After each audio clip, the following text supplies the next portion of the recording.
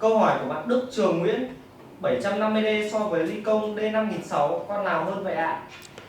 Về đánh giá ở thời điểm hiện tại thì hai cái mẫu máy mà dòng Entry Level của Canon và của Nikon, đó chính là dòng 750D và dòng D5006, thì mình đánh giá là hai dòng này nó xem và nó là ở một cái phân khúc gọi là cạnh tranh trực tiếp với nhau.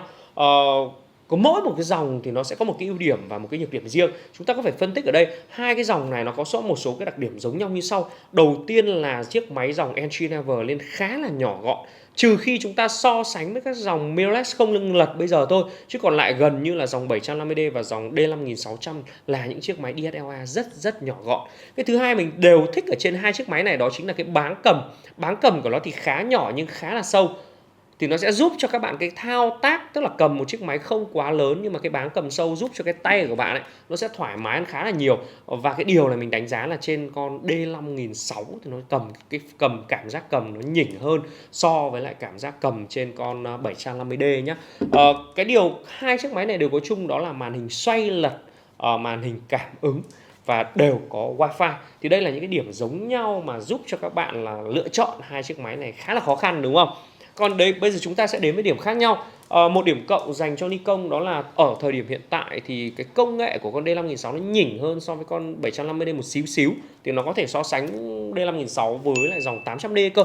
Thì như thế mà lại giá của D5006 thì nó chỉ xem so với 750D, thì là một điểm cộng cho D5006 ở cái phần đó chính là phần giá tiền. Giá tiền thì cạnh tranh với 750D, nhưng đây mình đều nói về hàng lướt đẹp 99% nhé. Nhưng mà phân khúc thì được đánh giá so với 800D. Đấy là một điểm cộng cho D5006.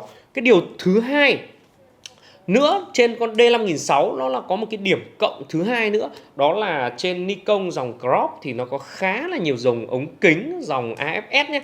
AFD sẽ không dùng được trên D5006, anh em chú ý nha, đặc biệt những anh em mới, bởi vì những cái ống AFD khá là rẻ, chất lượng cũng tốt nhưng mà không cắm được trên D5006.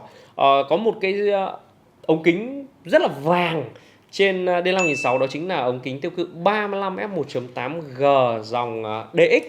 Giá rất là tốt và mang lại cho chúng ta một cái góc nhìn 35 đổi trên crop thì nó sẽ thành tiêu cự khoảng 50.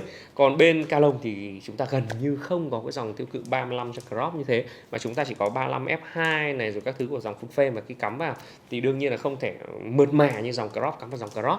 Thì đấy là cái điểm cộng thứ hai trên dòng Nikon D5006. Còn điểm cộng của chiếc 750D đó là vẫn là cái ưu điểm và cái lợi thế đến từ dòng Canon, đó chính là màu da trắng hồng ăn liền. Và cái thứ hai đó là khi các bạn quay phim thì cái màu da cũng như cái màu sắc các thứ nó sẽ ưu ái người hơn. Như thế thì khi quay chụp bạn có khả năng là nếu mà hậu kỳ kém thì trên con 750D thì các bạn sẽ nhàn hơn. Thì đấy là một cái điểm cộng trên con 750D. Thêm một điểm nhỏ nữa, trên 750D có một cái ưu điểm hơn so với dòng D5006, đó chính là cái giá của chiếc ống gọi là siêu phổ thông trên dòng Canon, đó chính là con 50 f1.8 STM, thì rẻ hơn so với con 50 1.8G lên tới khoảng hơn 1 triệu đồng. Thì đấy cũng là một lợi thế, cả hàng mới và hàng cũ đều rẻ hơn khoảng hơn 1 triệu đồng, thì cũng là một cái lợi thế nhỏ trên các dòng Canon. Còn nếu ở cái thời điểm hiện tại mà anh em nào muốn có những cái trải nghiệm thú vị, thiên về chụp phong cảnh, thiên về những thứ liên quan đến thiên nhiên, thì mình khuyên là anh em nên chọn Nikon D5006.